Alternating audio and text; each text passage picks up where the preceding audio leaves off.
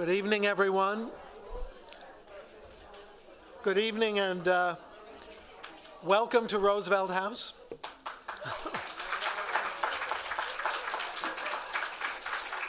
I'm Harold Holzer, and I have the honor of serving as director of Roosevelt House. And on behalf of Jennifer Rabb, the president of Hunter College, I want to welcome you to, we call it the house that Sarah Roosevelt built, Eleanor Roosevelt inhabits, and Jennifer Rabb saved.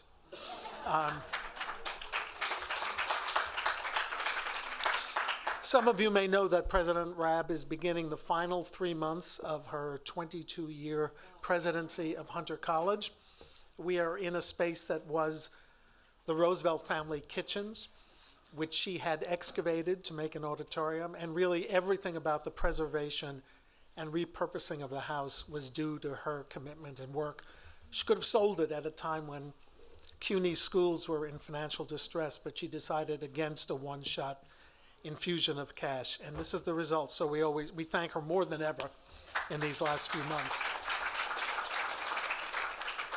I hope some of you, I recognize some of you from the earlier sessions. It's been an extraordinary day of readings and analysis of Sylvia Plath, and I will acknowledge the person who gets all the credit for that in a minute, but it's really been an unprecedented event for the House. And it comes at the end of Women's History Month, which we always observe here with a number of events, all of them connected to Eleanor Roosevelt. Remember, we're in the House where the first woman ever appointed to a cabinet position was interviewed just upstairs and demanded that Governor Roosevelt, President-elect Roosevelt, commit himself to the social safety net, which became the New Deal right here in this extraordinary building. And as FDR once said in announcing the jobs programs that were first conceived here, artists have to eat too. And we know he meant writers and poets as well, because the New Deal Federal Writers Project supported the likes of Saul Bellow and Richard Wright, Eudora Welty, Conrad Aiken, and for a time John Cheever, whose daughter Susan spoke here earlier today. So that's our FDR connection to today's event. Also, the words inscribed on the back of our wall, the eternal resonance of his Four Freedoms speech, delivered, by the way, and after 8 years I finally realized this, because there's always someone sitting there, delivered on January 6th. I never realized that. And those freedoms begin with freedom of speech, which presumably includes the poets and writers who have been banned in Florida, 175 in one county. So we think about freedom of speech today. One more shout out for Eleanor. Her My Day column, published over 3 decades and widely syndicated, is not great literature like the literature we're going to talk about today, but she always managed to produce a kind of a thought-provoking gem about things that were on her mind in her columns, including poetry, believe it or not. In the literary world, she observed in 1953, the poets have the hardest time to get published, and that must change. She was actually promoting one poet in particular, Charmel Irish, who also happened to be an art forger, but that's another story. He charmed Eleanor. And then Eleanor made another important observation. I think a country without poets and a period when no poets are recognized shows a lack of the finer feelings of a nation. So here we are in Eleanor's house at an event she no doubt would have approved of. So we're thrilled to be reaffirming freedom of speech, exploring and hearing the work of Sylvia Plath today, and tonight ending our symposium with a dazzling cast, which brings me to this evening and offering a Hunter and Roosevelt House welcome to the extraordinary people here this evening for the keynote session. My friend Robin Morgan, the poet of the women's movement, who you will hear more about in a moment from our host. The inimitable, invincible Gloria Steinem, who I've been honored to know for almost 50 years. Welcome back to Roosevelt House. She told me not to say this, but I have a great line I'm going to share with you. Because we also want to say that April 25th was Gloria Steinem's birthday, and we want to say happy birthday to her. March 25th, sorry. I was so excited about the line I was going to deliver that I messed it up. Oh, good, okay. But here's what I discovered for the first time. Nancy Pelosi's birthday is March 26th, which is so appropriate because if it wasn't for Gloria Steinem, there might not have been Nancy Pelosi. So that's my analysis of the birthday. Thank you, Gloria.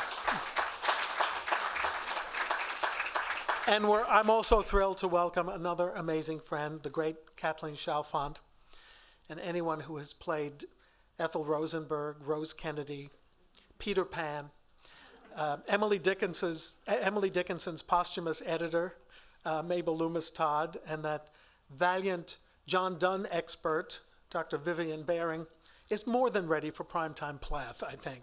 How could we have a more perfect reader tonight? For this entire gathering, we owe our thanks to Paul Alexander.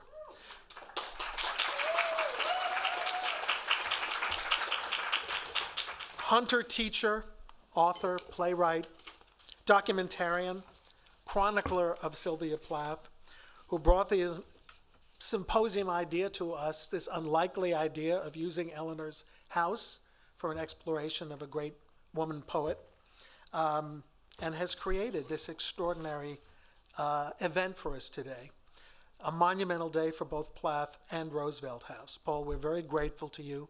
This has been just remarkable, and with that, it is a great pleasure to turn the proceedings over to Paul Alexander. So I would like to echo a couple of things that Harold said. First of all, welcome to Hunter and welcome to Roosevelt House, as he said. And welcome to the Sylvia Plath Symposium at Hunter College.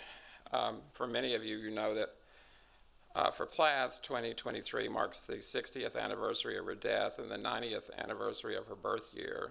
So those two landmarks seemed appropriate to hold a symposium.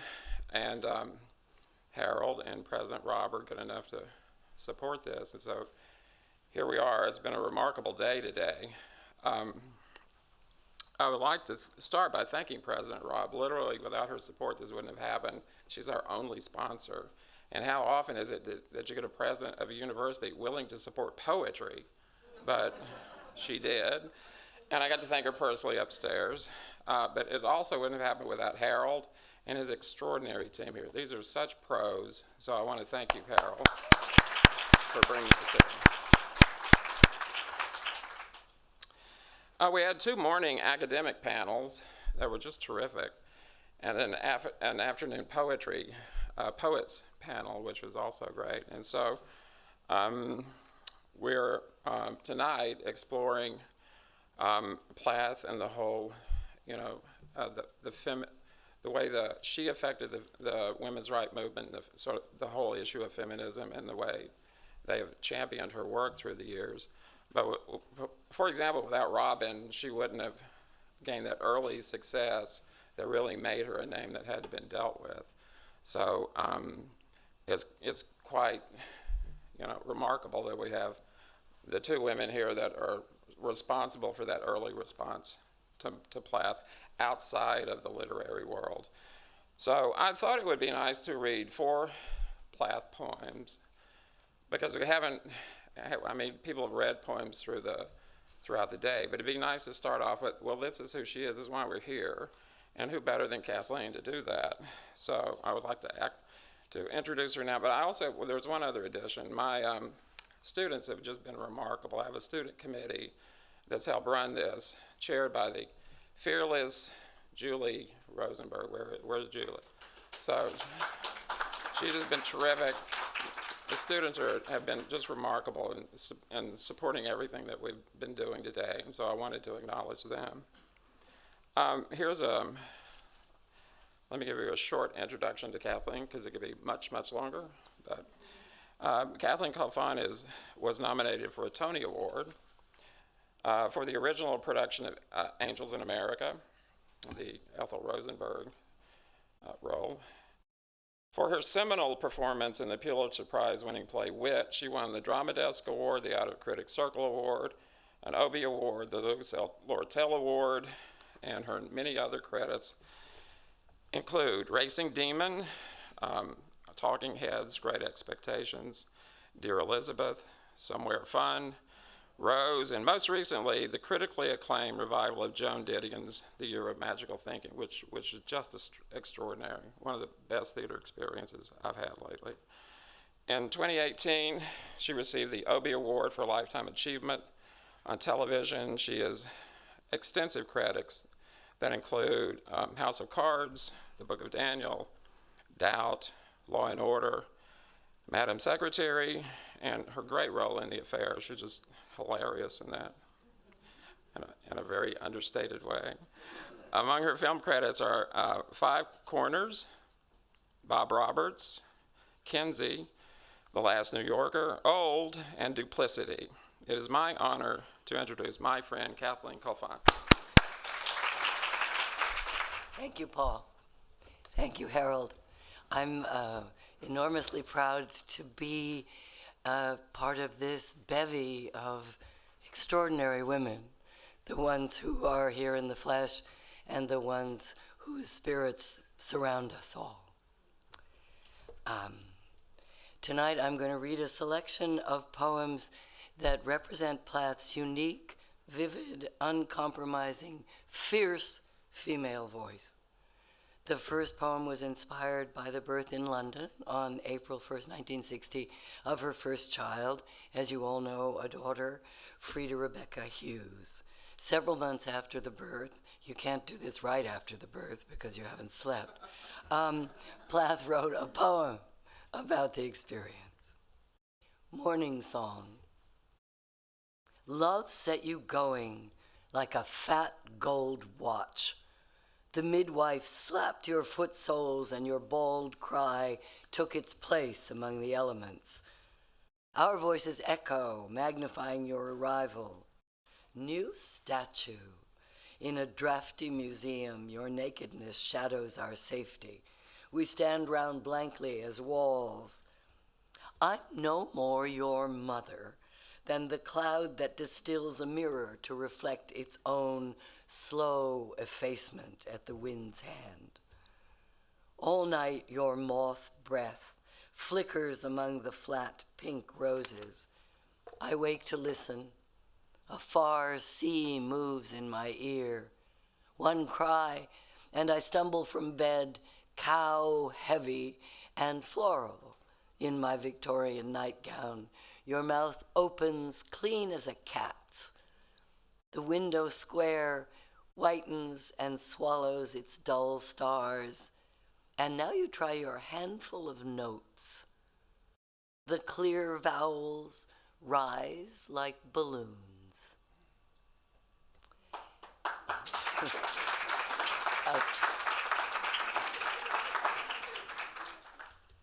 have to say my favorite part in the poem is the part where she says, I am no more your mother. Because that experience of having a child, another person appears who is completely apart from you. And I don't know that I've ever heard it said so clearly. The next poem was written in October 1962 at, as Plath says, about 4 a.m. That still, blue, almost eternal hour before cockcrow, before the baby's cry, before the glassy music of the milkman settles his bottles.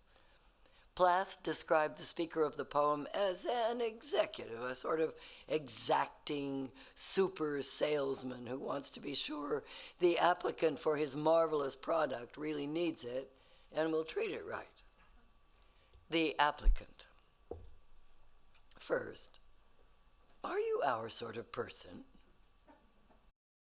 Do you wear a glass eye, false teeth, or a crutch? A brace or a hook, rubber breasts or a rubber crotch, stitches, To show something's missing? No? No? Then how can we give you a thing? Stop crying. Open your hand. Empty? Empty. Here's a hand to fill it, and willing to bring teacups and roll away headaches and do whatever you tell it. Will you marry it? It is guaranteed to thumb shut your eyes at the end and dissolve of sorrow. We make new stock from the salt. I notice you are stark naked. How about this suit? Black and stiff, but not a bad fit. Will you marry it? It is waterproof, shatterproof, proof against fire and bombs through the roof. Believe me, they'll bury you in it. Now, your head, excuse me, is empty.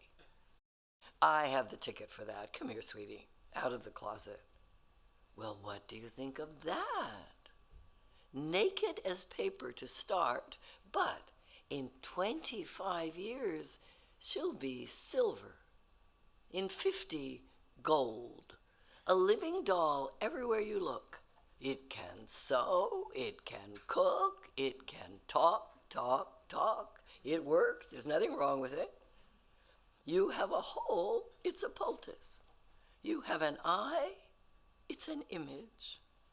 My boy, it's your last resort. Will you marry it? Marry it? Marry it?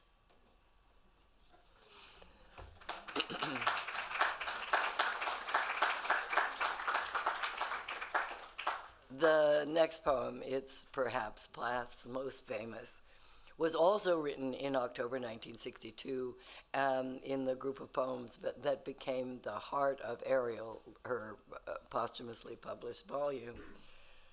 For a radio broadcast, Plath described the poem this way. The poem is spoken by a girl with an Electra complex. The father died when she thought he was God. Her case is complicated by the fact that her father was a Nazi and her mother very possibly part Jewish. In the daughter, two strains marry and paralyze each other. She has to act out the awful little allegory once over before she is free of it. Daddy, you do not do. You do not do anymore. Black shoe in which I have lived like a foot for 30 years, poor and white, barely daring to breathe or a chew. Daddy, I have had to kill you. You died before I had time. Marble heavy, a bag full of God, ghastly statue with one gray toe big as a Frisco seal, and a head in the freakish Atlantic where it pours bean green over blue in the waters off beautiful Nauset. I used to pray to recover you. Ah, do. In the German tongue, in the Polish town scraped flat by the roller of wars, but the name of the town is common. My Polak friend says there are a dozen or two, so I never could tell where you put your foot, your root. I never could talk to you. The tongue stuck in my jaw. It stuck in a barbed wire snare. Ich. I could hardly speak. I thought every German was you, and the language obscene. An engine, chuffing me off like a Jew. A Jew, to Dachau, Auschwitz, Belsen. I began to talk like a Jew. I think I may well be a Jew. The snows of the Tyrol, the clear beer of Vienna are not very pure or true. With my gypsy ancestress and my weird luck and my tarot pack, I may be a bit of a Jew. I've always been scared of you, with your Luftwaffe, your gobbledygoo, and your neat mustache, and your Aryan eye, bright blue. Panzerman. Oh, you. Not God, but a swastika. so black no sky could squeak through. Every woman adores a fascist. The boot in the face, the brute heart of a brute like you. You stand at the blackboard, Daddy, in the picture I have of you. A cleft in your chin instead of your foot, but no less a devil for that. No, not any less the black man who bit my pretty red heart in two. I was 10 when they buried you. At 20, I tried to die and get back to you. I thought even the bones would do. But they pulled me out of the sack, and they stuck me together with glue. And then I knew what to do. I made a model of you, a man in black with a Mein Kampf look, and a love of the rack and the screw. And I said, I do. So, Daddy, I'm finally through. The black telephone's off at the root. The voices just can't worm through. If I've killed one man, I've killed two. The vampire who said he was you and drank my blood for a year, 7 years if you want to know. Daddy, you can lie back now.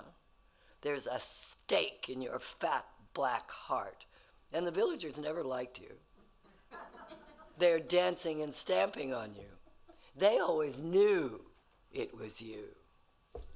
Daddy, you bastard. I'm through.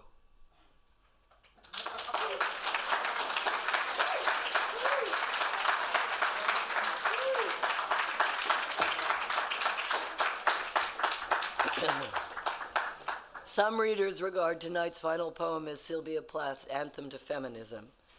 That the poem was written in November 1959 indicates Plath's prescient ability to see what was to come. Mushrooms.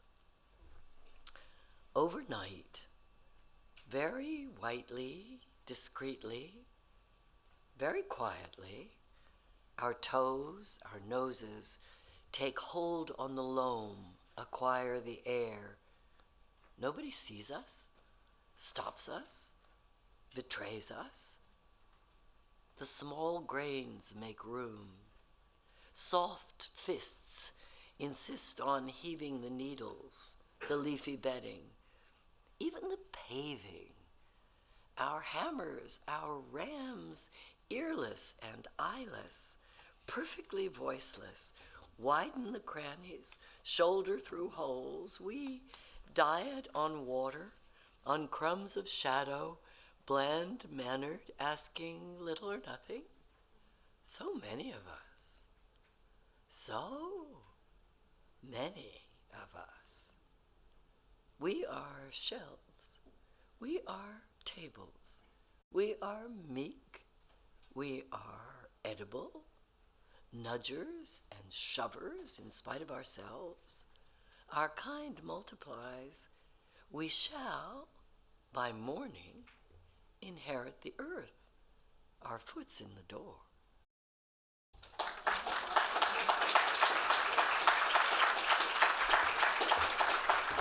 Thank you, Kathy. That was just terrific. And as a Plath scholar, I can now die happy because Daddy has been read in the house of Eleanor Roosevelt. So,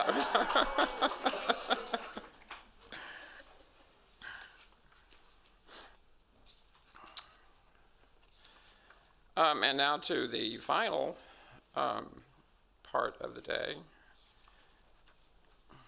I would like to introduce Robin Morgan and Gloria Steinem.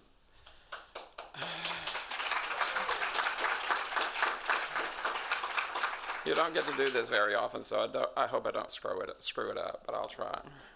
Robin Morgan is an award-winning poet, as well as a novelist, political theorist, feminist activist, journalist, and best-selling author. Robin has published 22 books, including 7 volumes of poetry. The 2 most recent being A Hot January and Dark Matter, with a new book of poems, Harvesting Darkness, due out later this year. Her now classic anthologies, Sisterhood is Powerful, Sisterhood is Global, Sisterhood is Forever, and the Women's Anthology for a New Millennium are considered cornerstones of global feminism.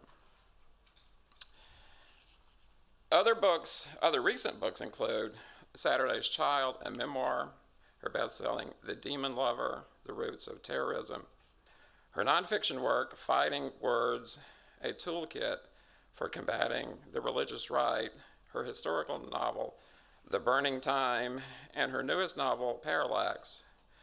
Her works have been translated into 13 languages. Her first poetry book, Monster, caused great controversy in literary circles because one of the poems, Arraignment, accused Ted Hughes of being responsible for the death of Sylvia Plath. And it inspired public demonstrations against Hughes by women across the Commonwealth, and I think here too, some, didn't it? Robin, yes. A recipient of the National Endowment of Arts Prize in Poetry, plus numerous other honors, and former editor-in-chief of Ms. Magazine. She has traveled the globe working with women. She is co-founder with the late Simone de Beauvoir and president of the Sisterhood is Global Institute and co-founder of the Women's Media Center, along with Gloria Steinem and Jane Fonda. An architect of contemporary U.S. feminism and a leader in the international women's movement for 50 years, she writes and hosts Women's Media Center Live with Robin Morgan, an award-winning podcast Huffington Post has called Talk Radio with a Brain.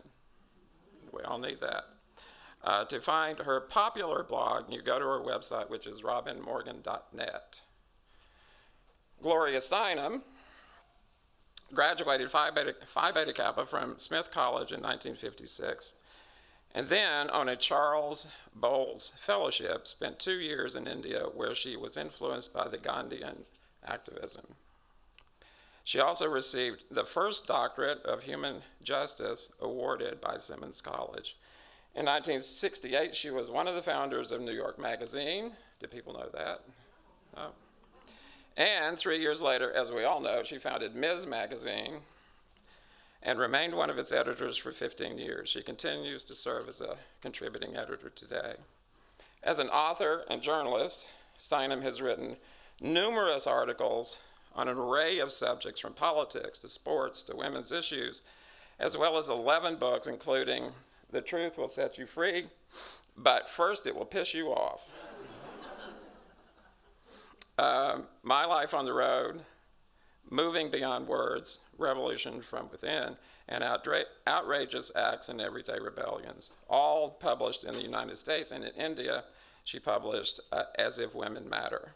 For her writing, Steinem has received the Penny Missouri Journalism Award, the National Magazine Awards, several of those, an Emmy citation for excellence in television writing, the Women's Sports Journalism Award, the Lifetime Achievement in Journalism Award from the Society of Professional Journalists, the Society of Writers Award from the United Nations, and the Richard C. Holbrooke Distinguished Achievement Award.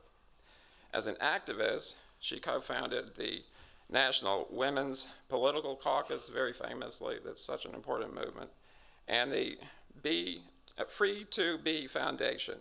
She is the founding president of the Ms. Foundation for Women, a national multiracial, multi-issue fund that supports grassroots projects to empower women and girls. And also a founder of the Take Your Daughters to Work Day, a first national day devoted to girls that has become an institution in this country and around the world. Her numerous awards include the National Gay Rights Activist Award, a Liberty Award for the Lambda Legal Defense and Education Fund, the Freedom Award from the National Civil Rights Museum, the Eleanor Roosevelt, here we go, this is appropriate, Valkill Medal Award, and the Presidential Medal of Freedom, the nation's highest civilian honor, awarded to her by Barack Obama. Among her many Honorary awards, by the way, is one from Hunter College in 2006. Steinem is the subject of The Glorias, a biopic by Julie Taymor. Gloria, a Life, a play directed by Diane Paulus, and The Education of a Woman, a biography by Carolyn Hilpern. Steinem's influence on women's rights here and around the world has been so extensive that in a column in the New York Times to mark her 80th birthday, Gail Collins described her as the face of feminism. It is my honor to introduce Living History, Robin Morgan and Gloria Steinem. I didn't know I did all that. Gloria, that's only half of your bio. It's a function of being old, really, really, really. Trust me, you did all that. Yeah, well, what about you? Yes. Yeah, we're old. I keep saying to friends, I don't know how this happened. I'm now 82, and last week I was 38. You know how this happened? I don't. No, but I'm 88, so I'm here to comfort you. Well, as long as we're trooping down the halls of forever, we'll do it together. I discovered just by research that the oldest woman in the world is 130. So. And she's a feminist, probably. A tired feminist, right there. All right, I'm going to speak first only because Please do. I encountered Sylvia Plath first, not because I was so smart, but because she was a year ahead of me in Smith College. And she was someone we all kind of knew because even the professors said her poetry was good. We were totally knocked out by that. Then also, I'm sorry to say, there was a time during the summer when by accident or on purpose, I don't know, she was thought to have attempted suicide and was found under the front porch in some way. And I'm sorry to tell you that the Smith students kind of regarded that as romantic, dramatic. I mean, how crazy is that? But it did make us aware of her at a time when the rest of the world was really quite conservative. The war had ended, so the period after the war was devoted to giving us back to what was thought to be normal, which of course was very conservative. And the goal, it seemed to me, of most Smith students was to get engaged. People used to hold up their hands, their left hands, when they wanted to speak in class in order to show their... You can't make this stuff up, okay? So I just want to express how miraculous it was, and probably how difficult it was, to be Sylvia on campus. We knew her mainly because even the faculty thought her poetry was good. We were totally knocked out by that. And she was already kind of in a world beyond us, but she then came back to Smith later with Ted Hughes to teach and came full circle. But I want you to hear from Robin, who really encountered her as an accomplished poet after her days as a student. We're just going to throw it back and forth, if that's okay with you, because one of us can't hold on to it for very long. So. Your turn. The strange thing, neither of us knew her, although I think I felt as if I had inhaled her. But her take on Smith in letters and in the journals and of the time and writing to her mother was lovely. Lovely. Everything was lovely. Everything was perfect. The furnishings were lovely. The students were lovely. The fresh women were lovely. It was the smiler, what she came to call the smiler in her. You remember how we were told by Harry Reasoner and people we shouldn't smile so much? Yeah. So the 50s, which we all know is an absolutely glorious time for women, God, were just this nightmarish period. I mean, and her lifelong battle with domesticity, I think, is one theme to keep in mind, because Smith was full of it. They got some women went for their VAs, some women went for their MAs, and when they lifted their hand, MRS, yes. the MRS, that's right. And we, this was later on, this was a good 10 years later on, but when we were in Which, we used to do, have, You may have to explain which. well, Which stood for WITCH, otherwise known as Women's International Terrorist Conspiracy from Hell. You couldn't get away with that name today. But it was guerrilla theater and guerrilla actions, like oozling glue into the locks of the stock exchange. At that point, they had great, huge black gold and brass doors, and they had a little, and we just oozled it, and then we had a huge demonstration and lots of press. But we went back at 4 in the morning to oozle the crazy glue into the locks, and of course, when they showed up the next day, guess what? The doors wouldn't open. So, which was, completely insouciant and outrageous, and so, but among the things we would do was we would put mimeographed papers of our analyses and our various theses of things, which were decidedly not Marxian and Engels and boring words ending in TION and MISM.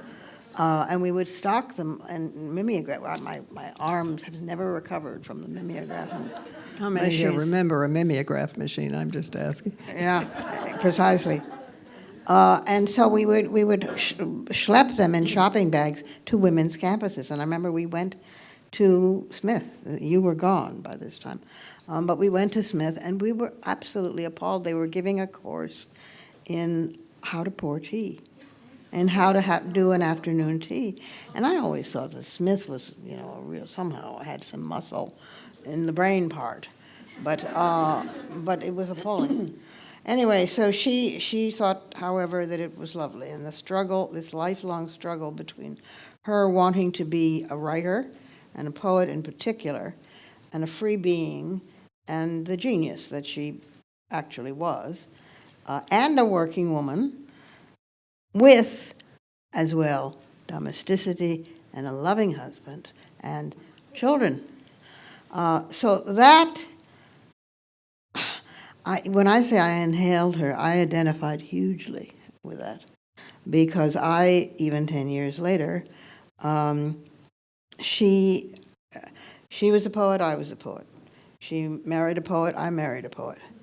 She married a difficult, to say the very least, poet. I married a difficult poet. She had children. I had a child, a son. Hers were much younger when she, died, actually. But my son's middle name was Ariel, for 2 reasons: for Shakespeare and for Plath. So when her book, I was already a feminist. I don't know if you remember. Yeah, we had already met by then. We go back over 50 years, this friendship.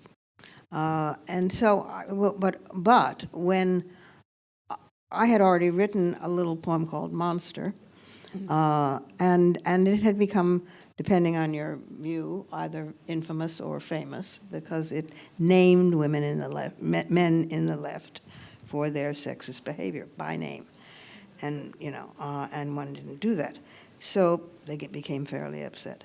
But when her book, when Ariel came out, it was the first time that I was able to see a path between my politics and my art. And that meant for me everything, because it was then suddenly seamless. I don't think people can fully comprehend, certainly not younger people, how much she transformed our language. Because before, that poems were permitted about men's genitalia. If you were an academic poet, you could write about the rods and staffs. And if you were a beat poet, you could say cocks and pricks and kind of like that. But you could not ever say vagina. You could never say clitoris. You couldn't say kitchen. You couldn't use the words toothpaste or diaper or playpen in a poem. Those were considered, well, they're just not the stuff of poetry. Whereas, of course, cocks and pricks and kind of were, supposedly. So this, when I first read Plath, I was completely blown away. And I think most women were. This was the language we knew. This was our tongue. We spoke in it. We lived in it. This was the making visible the alternate reality of more than half the human species. And it still moves me when I think today that one woman sitting alone in the coldest winter known to Britain in British memory, with a husband who drank and beat her at one point, so she miscarried, and had all of the literati as his friends, so that she couldn't get published anymore because they, of course, owned all the literary reviews and the little magazines and his cruelties toward her and their children were extraordinary. I have, and I'm going to get into some of them a little bit later, I have two things that I'm going to read a couple of small things from. One is her letters, the second volume of her letters, particularly those to Ruth Barnhouse, who had been her therapist and to whom she kept writing. And the other being a piece of mine that never got published, like so much that I wrote about Plath at a certain point, that was commissioned by The Guardian.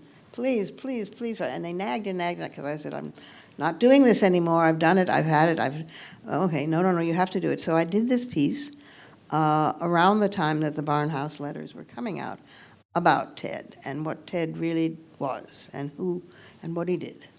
And most of it, most people don't know. I'm going to read little sections of it as I go.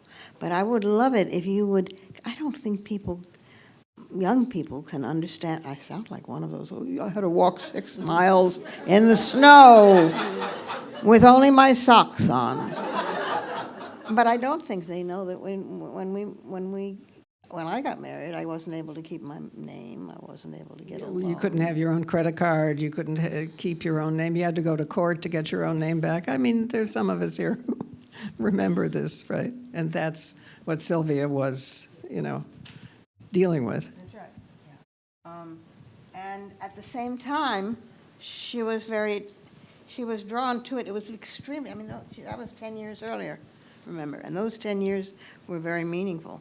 So by the time I came to feminism, and I came politically, I came through the left, which I came to call the boys' movement, the male left. But and she did as well. But there was nothing for her to transit onto. There was no women's movement. There didn't exist in the early '60s when I got married. So her importance to women in terms of not only the politics, but the language and the content was huge. I'm going to try to read. These letters are to a variety of people, and I couldn't recommend more that you get the journals. Most of the journals have been destroyed by Ted Hughes and his sister Olwen, but some of them escaped, and the same, and we have some of them. Others have been sequestered for 50 years more until after 50 years further than we are now. But, for example, here's some backstory of my history with Plath. I know that you remember this. Back in 1971, Random House was about to publish my first volume of poems. I was just turning 30. She had been 30 when she died. And Monster, the title poem, had been in readings very popular. Poets were first getting over the shock that we were popular, because we're used to giving readings where you have 10 or 12 people show up and say, great. And suddenly there were hundreds, there were thousands of people coming to readings. And these were poets of color, and these were women. And they came like almost revival meetings, and they said phrases, "Back with you," and they stomped and they said, I remember a whole group of women, there were 700 women in the room, and they were stomping and saying, "No, read Monster," which was frightening, but magical. So it was a very powerful time for poets. So you can imagine, there I was, a serious poet who had was an unabashed Anglophile, and loved Donne and Marvell and British poets, and was very serious about my first book of poems. To find out suddenly that it was stopped in production at Random House and frozen completely.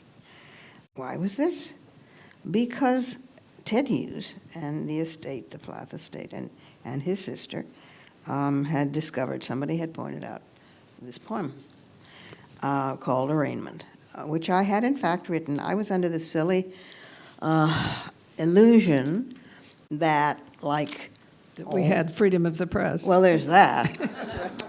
Yeah, and that people like Dante and Pope and Christopher Smart. I mean, satire was not unheard of in English studies. And so I thought, okay, surely a poem. And by the way, this was right around the time when Al Goldstein and all the pornographers were taking pictures How of many you and people here Bella. remember Al Goldstein and all the pornographers? Okay. Yeah, no, tell that story. And remember what Bella said? Oh, yeah, well, Gloria, the two of them were made an incredible team. So at one point, Al Goldstein had run these centerfolds of the two of them, horribly portrayed and buck naked. And hanging on the newsstand outside Ms. Magazine, full, and full nudity and, right. And Gloria was really very hurt by this, and she said, well, look, my God, look, they had done a caricature of her, and she said, look, they used my face. And can I do it? That's what I'm saying. And Bella, we remember Bella, saved everything by saying, "and my labia." So,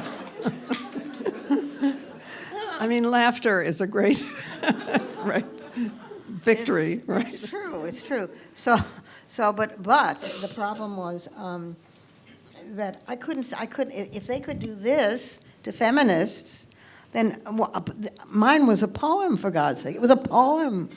Who would take a poem seriously? So the book was held up for over 7 months in production, and I spent that time crying and vomiting and unimaginable dudgeon, because this was my first book of poems. And finally I decided, I had a wonderful lawyer, Emily Jane Goodman, who, God love her, did it all for free, and then, because I didn't have any money, and so she went on to become a justice of the New York State Supreme Court. But in the doing of that, I decided I would try to play around their game. And so I thank God for the rhetorical question. Instead of writing, I accuse Ted Hughes of the murder of Sylvia Plath, which was the original, I wrote, how can I accuse?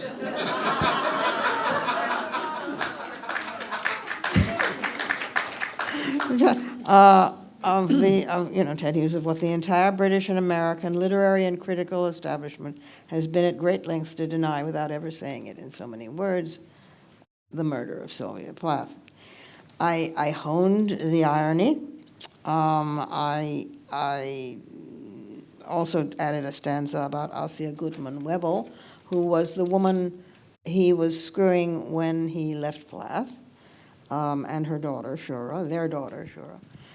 And by the way, she also committed suicide the same way that Plath had. She put her head in the oven and gassed herself, and their daughter. Did you know that? Did everybody And- know that? Say it again, because I think, What?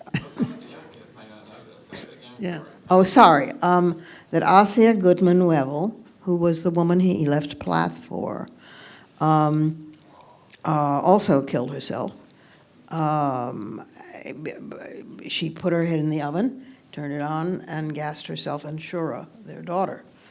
And Hughes, kind of amazing, Hughes, in her will, she left him my no doubt, quote, my no doubt welcome absence and my bitter contempt. This is the second woman.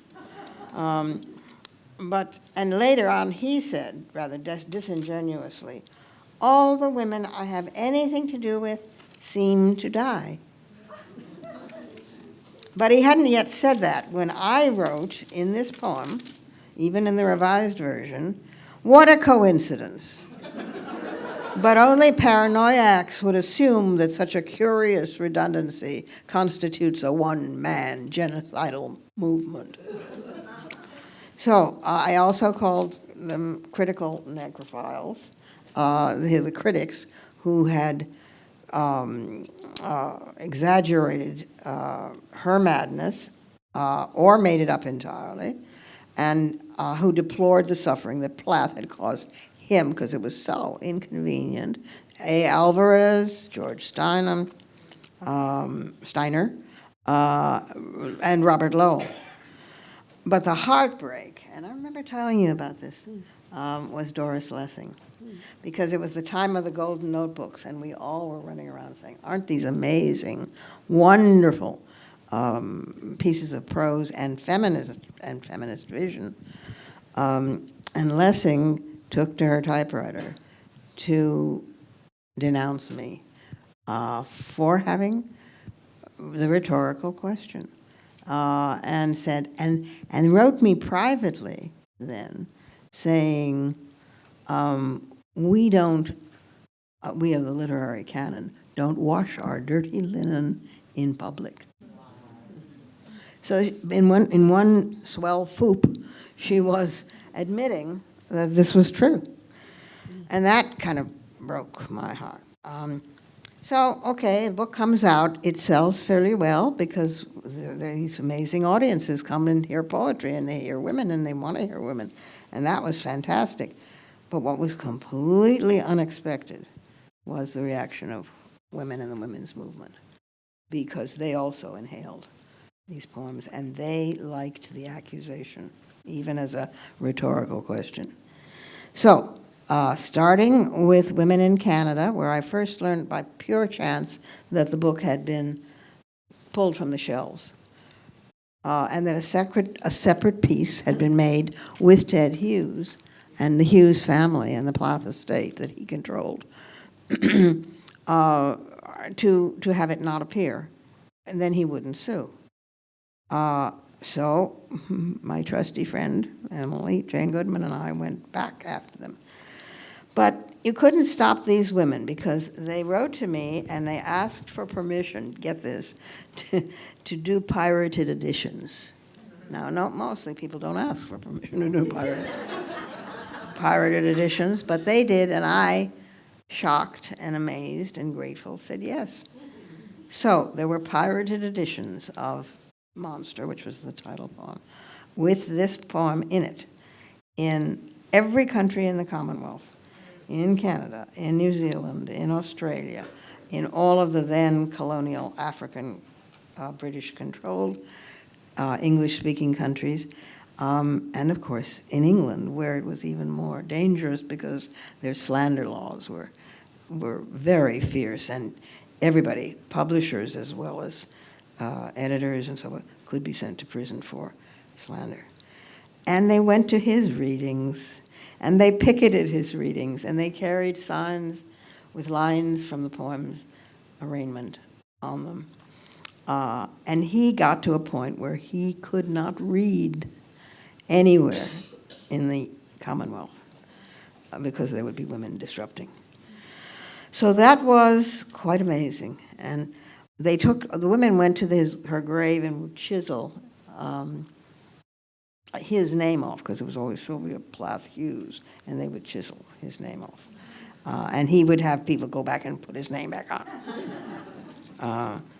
But it was kind of kind of amazing, because they felt that no American and no woman, how could this be? How could this be? And they kept saying, pull, this is funny. They kept saying, leash your girls. Put us on a leash, is that what they meant? Yes. Yeah.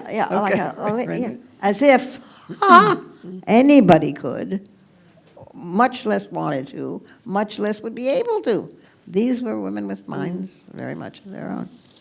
So that is my legal story about Ted Hughes, and to this day, what has come out since in the letters, I'm not sure we have time for them, but that this was a womanizer, so sick that today we would call him a sex addict driven by misogyny.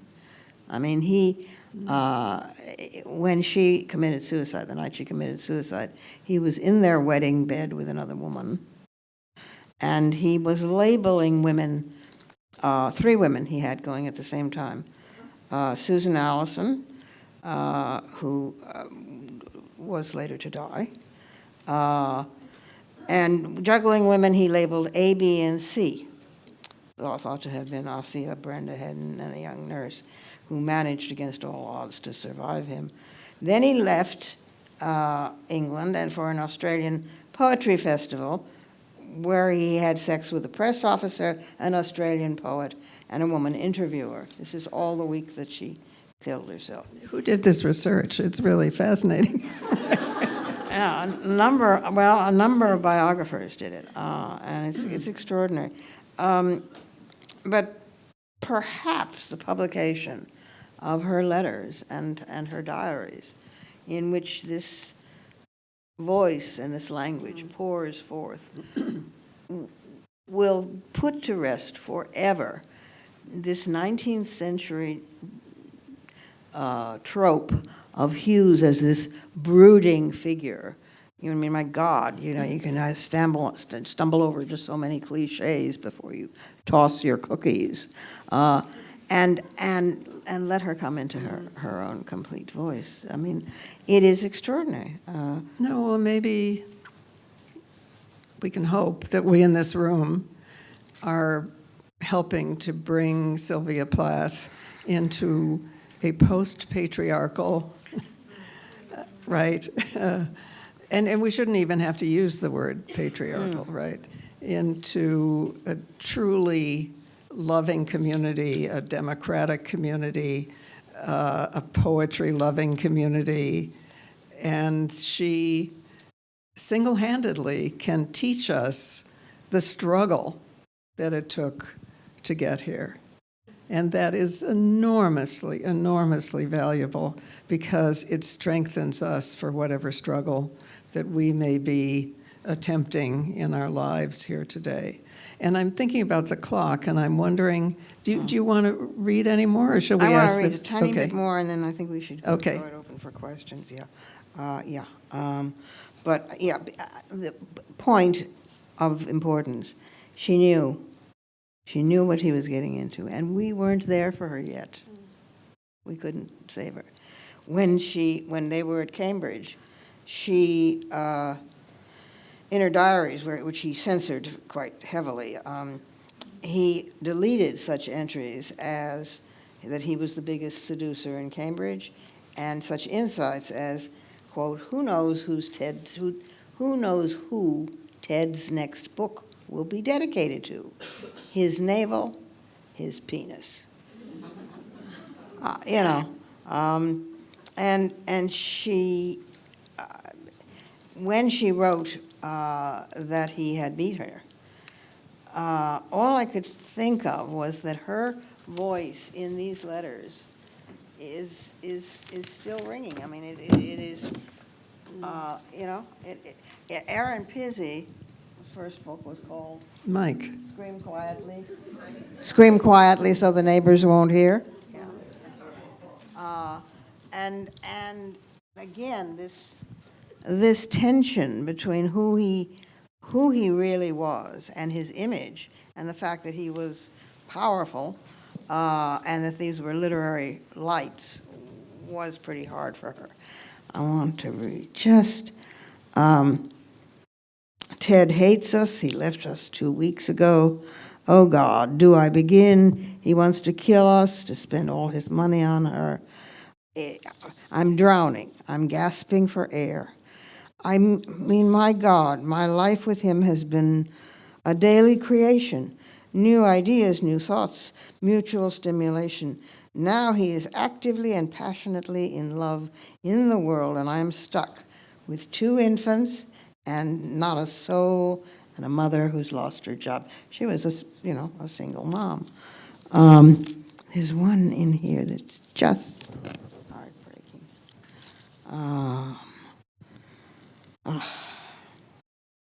What I don't want is a nice, dull, safe, sweet, reliable husband to take his place. Let him marry again. I hate routine jobs, and I never want to be bound to anyone.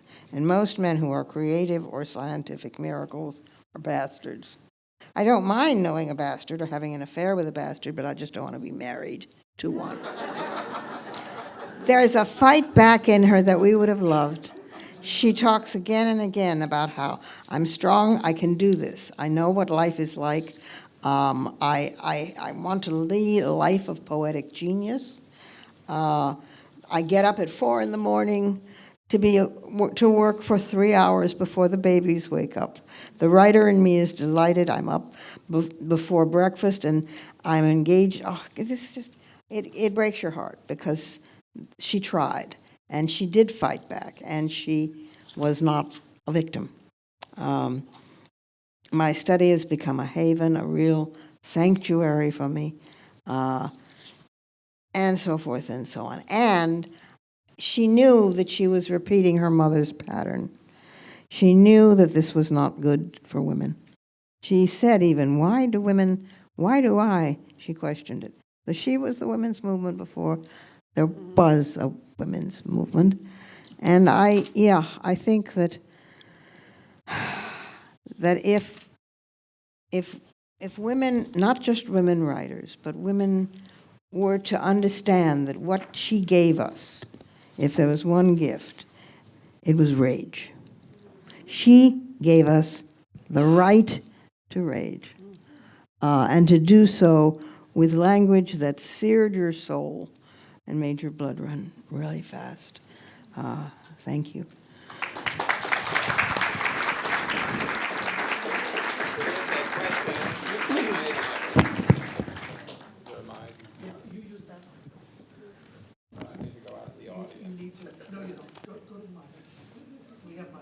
Oh, you have mics out here, that's right.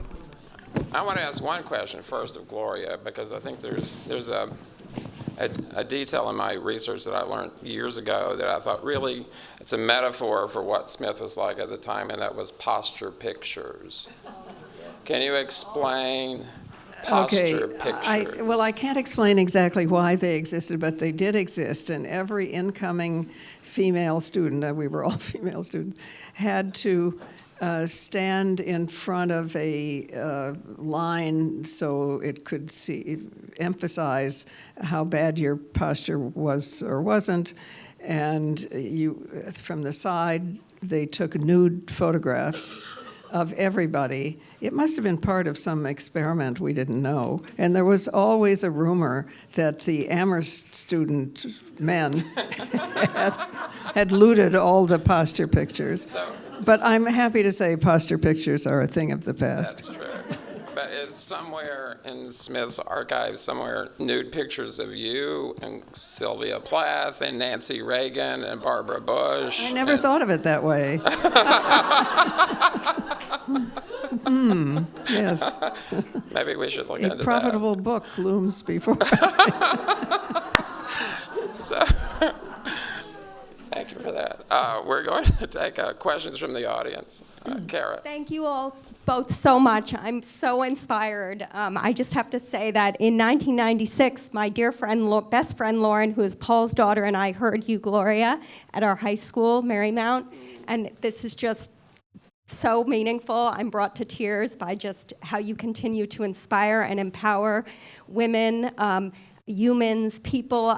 You're just, thank you. You're beautiful in every way, both of you. I guess, quick question, and my question has to do with women and rage. There's a conversation right now going on about postpartum psychosis and the horrible experiences that a lot of new mothers have. And I just wondered if you could you don't have to talk to postpartum psychosis, but I'm just curious about women and rage and new mothers and sometimes the rage they can feel. As a new mother, I have felt it. And I think we all wonder whether we are mothers or fathers if this is not just the sudden, enormous, and often solitary responsibility for a completely helpless human being. And the woman has just gone through this ordeal and herself requires support and rest. It seems to me that a lot of things we think are inevitable turn out to be evidence of wrongdoing, and that we can change them. And that's actually what the women's movement, the civil rights movement, the gay and lesbian, and, it's what everything is about. thank you. More questions? Yes, ma'am. Hi, I'm Helene Goldfarben. We know each other from years and years ago. How are you, Robin? We published her book. I'm the president emerita of the Feminist Press. And what I want to know is, where do you think we're going today? I read the paper. I read all these horrible things that are going back, and it seems to me that we're going backwards, and I want to know where you think. Just and a little thing like I'm that. older than both of you, by the way. So Just I'm a little not question gonna- like that, where are we going today? This is a... Robin, you want to go first? Oh, God. Well, I don't think we're going backward, Helene. I mean, I really don't. I think it's like a spiral, where it seems like you've been here before because you're going around in circles, but it's actually not circles. It's actually at a different spatial dimension. So it can sometimes feel as if it's you're just going back over the same territory. I think, clearly Trump in the last years, all of that's been happening, harmed us tremendously. And by us, I mean the whole world. Because I think it, unleashed tyrants in countries all over the world, and anti-democratic procedures. But I think in that context, isn't it amazing that women in Iran are making a revolution? I mean, and they are making it. They are making it. Men are following them. Men aren't marching in and taking over and saying, okay, now it's time for serious revolution. We're going to bomb things. No. I mean, they're following the women. I can't get over this. And it's happening in small pockets all over the world as well. So I don't think, I look, every alternate Wednesday for 15 minutes, I just get hysterical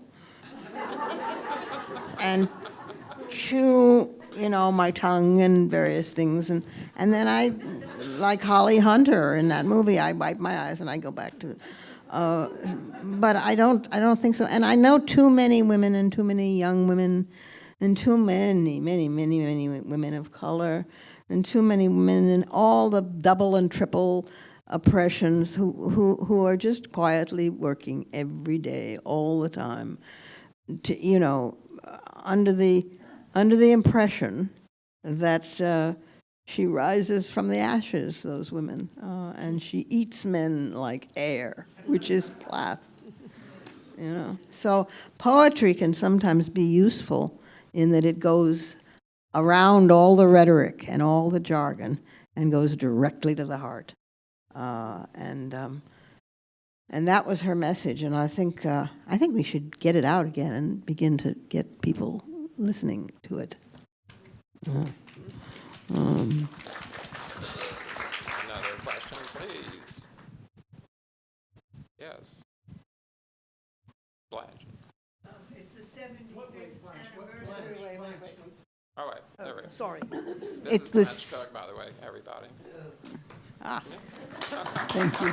It's the 75th anniversary of the Universal Declaration of Human Rights. And all over the world, people are really celebrating and rededicating themselves. And in the U.S., we still haven't ratified the Economic and Social Rights Covenant.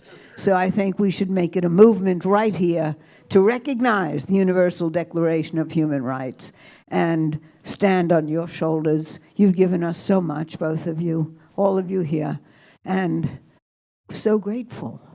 So march on, shoulder to shoulder, hearts open, fists high, into the future. Gloria, can you, Robin just said she's still hopeful about the future. What about you? Yes, I'm definitely hopeful. Hope is a form of planning. You know, if you if you aren't hopeful, you're not making a space where it can happen. And it's very helpful also not to look at everything from the top down, which is the way the news media frequently presents everything, and rather to look at this room. I mean, hello, this is a fan-fucking-tastic room full of good people. And we're all feminists, too, Yeah, right? yeah. Yes, we're humanists, feminists, revolutionaries, whatever we want to call ourselves. I really think that the majority consciousness has tilted toward justice. You know, for all kinds of reasons, all the great social justice movements, the terrible example of Trump, for all kinds of and that we are about to become a majority people of color country. The first generation of babies who are majority babies of color has already been born. You know, so this country is going to look more like the rest of the world. We're going to have better food. No, I think we're on the cusp of a deeper change than we might think just from our recent history. More questions? Anyone else? So we should All go right. up and enjoy We the have reception. one more question and one more, and then that's it. Okay. Okay, thanks. A few years ago, I think it was actually 7 years ago, Gloria, gave, I'll take this off, a speech at Smith, where I happened to be a sophomore, and I asked you at the end if you knew Sylvia Plath, and it wasn't like a lecture about Sylvia Plath, and you said you did, like what you said at the beginning of this lecture. And this was around a year before that correspondence came out with her doctor, Dr. Boischer, and we kind of talked a bit about how like views have changed on women's mental health. And I'm wondering if since the 14-letter correspondence came out, if you have noticed a difference like in the conversations you've had about Sylvia Plath among your friends. I think so. You know, it's hard to trust our acquaintances as a testing ground because, for obvious reasons. But I'm very grateful for you and this program because we will be introducing Plath to a lot of readers who don't know her, and maybe we should, each of us here, promise ourselves to do that with our friends, to hand out her books and to introduce her because she was so far ahead of her time. But I do think that it's a much smaller world now, you know, that we understand that the national boundaries, you know, we understand we're living on spaceship Earth, hello? and there's, thanks to COVID, you know, COVID taught us that too because it's so communicable across, it didn't pay any attention to national boundaries. There is a different and more communal and less nationalized state of mind that's coming to us. Will it be in time? We don't know, but I think it's coming. And I would add to that, that, you know, sometimes with English majors or people who just study English and or poetry, or it's considered effete or out there or something a little weird. It's not considered the hard stuff. And it's interesting that they always use terms hard and soft. Wonder what they're thinking. But the power of art and the power of language and the power. I mean, this woman up there was possibly the greatest organizer the contemporary women's movement has ever had. And she was just a poet. So I think we might rethink that. I think that women of color have already taken that on board, and they know that they're Toni Morrisons and they're Sonia Sanchez's, and they know who their political mothers are. And people still come to their readings and blazon their words on flags and that they carry, you know, into jail. So I just would like to see that seam between art and activism just done away with, and that all of us would be quoting Plath and Cherry Moraga and everybody else that we can think of, because it will not just get us marching, but it will make us cry. It will dare to make us cry, and it will make us laugh, and it will make us whole, you know? So give it a try. Okay, Oh, and that just seems wait, like one more thing. If you are sitting with around people you don't know, okay, by any chance, introduce yourselves, say what you care about, what you're doing. This is a chance to organize, right? And let this meeting reflect what we want the world to become. That seems like a Thank you. perfect ending. So join us upstairs.